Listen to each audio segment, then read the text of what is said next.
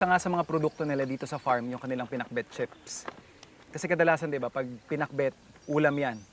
And then dahil binigyan nila ng ibang, siguro ibang way of serving yung paborito nating combination ng gulay, yun yung gagawin natin sa ating dish. Gagawa tayo ng pinakbet chips, salad. So we have, of course, ready na dehydrated yung ating different vegetables. So yung parang pinakasalad natin, may component pa rin nung pinakbet na dish. So yan, yung gulay nila dito, meron silang talong. And then ito, yung kamote. Kanilang kamote. And yan, nakita nyo naman sa kulay pa lang. Alam nyo na, ayun yung kanilang kalabasa. Kanilang okra. Itong pa rin, di ba? Eto, nakikita ko na yung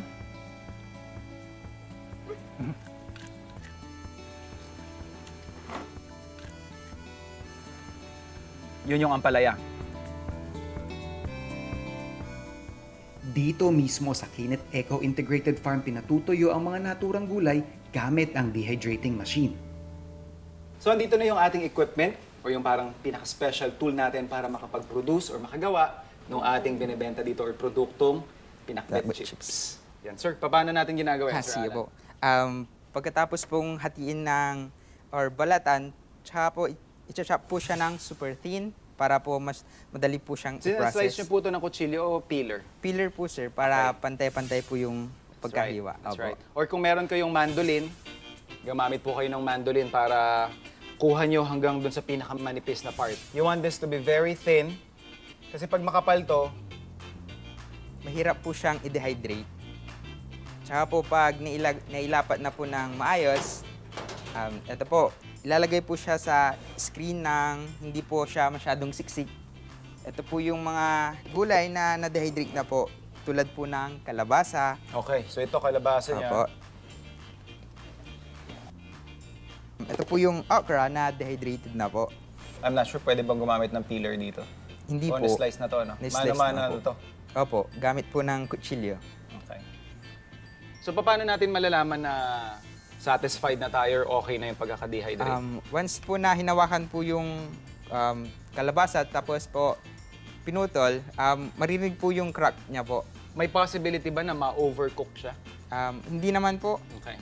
Dahil consistent yung temperature na meron Opo. tayo. Tapos ito pong dehydrator machine, namamatay po siya mag-isa. May timer po. Alright. Thank you, Sir Alan. Thank you. Salamat Thank you, sir. dito sa info na to. Apo.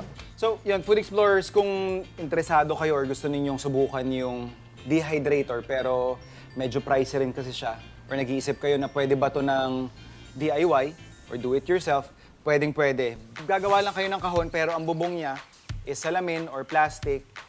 By doing this kasi, may enclose mo yung pinatutuyo mong produkto and mapoprotektahan mo siya from insekto or at least biglang umulan, hindi mababasa yung produktong sinabit ninyo kasi may protection kayong pinakabubong.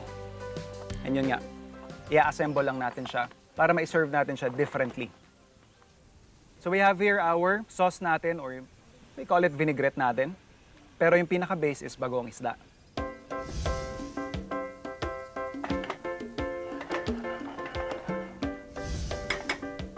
And then I'll turn off the heat so that we can add in our acid.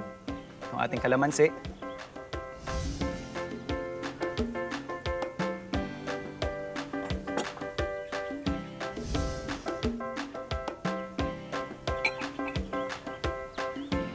Yung ating pinaka-base. Tapos yung ating mashed kalabasa.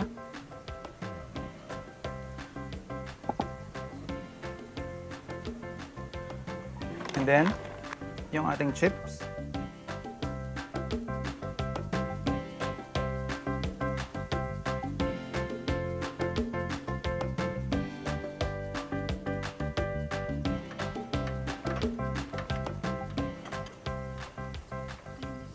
Mukhang masarap magmahal si Martina.